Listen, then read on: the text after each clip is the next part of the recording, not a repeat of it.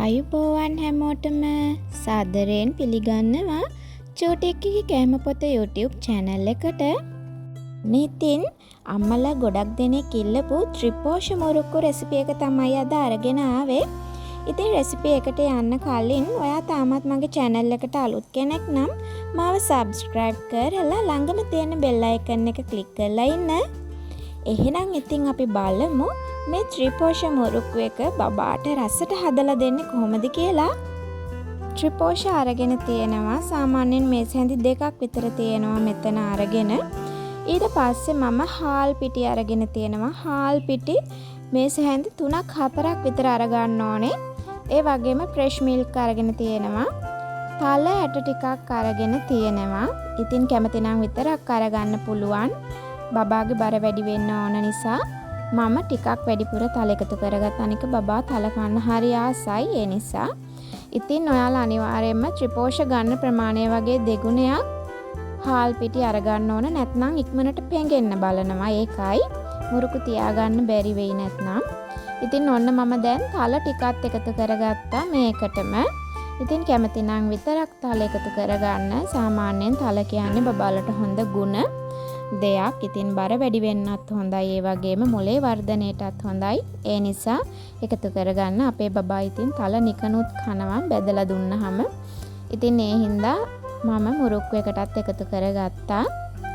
ඉතින් ඔන්න දැන් මේ ටික කලවම් කරගෙන මම මේකටම කහ කුඩු චුට්ටක් එකතු කරගත්තා. ඔන්න දැන් ලුණු කුඩු ටිකකුත් එකතු කරගන්නවා.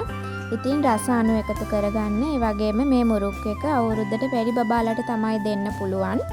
ඊට අඩු බබාලට කන්න අමාරු වෙයි. මොකද ටිකක් ක්‍රිස්පියට තියෙන නිසා. ඉතින් ඔන්න මම මිරිස් කුඩු චුට්ටක් වැඩිපුර එකතු කරගත්තා. බබා ආස නිසා එහෙම කන්න. ඉතින් ඔයන්ගේ බබා සැර කන විදිහ බලලා එකතු කරගන්න මතක ඇතුවම. මේ ಜಾති ටික එකතු කරලා මම හොඳට මේ විදිහට කලවම් කරගන්නවා හැන්දෙන්. ඊට පස්සේ මම මේක fresh milk පොඩ්ඩ දාලා ටිකක් උකු බැටර් එකක් හදාගන්න තමයි මේ ලෑස්ති වෙන්නේ. ඉතින් ඔයාලට fresh milk වෙනුවට පොල් කිරි ගන්නත් පුළුවන්. එහෙම නැත්නම් වතුර එකතු කරගන්නත් පුළුවන්. ඉතින් මම මේ මුරුක්කු එක රස කරගන්න තමයි fresh milk ටිකක් එකතු කරගන්නේ. ඉතින් මෙන්න මේ ගානට වගේ එන්න එකතු කරගන්න කිරි. ගොඩාක් දියාරුවට ගන්නෙ නැහැ. අපි සාමාන්‍යයෙන් ඉන්දියාප්ප මිශ්‍රණය හදාගන්න ගානට තමයි ගන්න ඕනේ. ඔයාලට තව මේකට කැමති නම් චීස් කෑල්ලක් එකතු කරගෙන තවත් රස කරගන්න පුළුවන්. පෝෂණය වැඩි කරගන්න පුළුවන් මේ මුරුක්කු එක. ඉතින් සාමාන්‍යයෙන් බබාලා පෙලක් බබාලා ඉන්නවා කඩේ මුරුක්කු කන්න පුරුදු වෙලා ඉන්න. ඉතින් ඔන්න එහෙම බබාලට ගෙදරදීම හදලා දෙන්න පුළුවන් මේ විදිහට රසට මුරුක්කු.